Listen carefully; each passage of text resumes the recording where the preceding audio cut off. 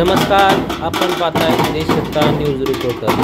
आज गणपती बाप्पाचे आगमन सोहळा झाला आहे। या निमित्त वडगाव निंबाळकर परिसरातील अतिशय आनंद व उत्साहात गणपती बाप्पाचे आगमन झाले आहे। अगदी पारंपरिक पद्धतीने ढोल ताशाच्या गजरात हा आगमन सोहळा पार पडला आहे।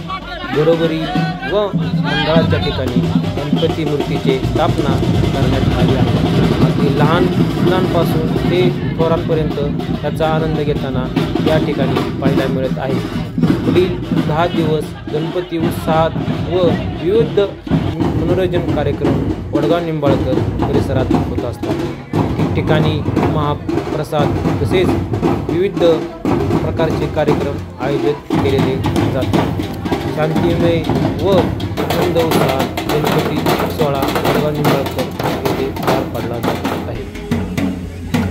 फटाक्यांची आतिषबाजी तसेच गुलालाची उधळण करत गणपती बाप्पाचे आगमन करण्यात आले आहे।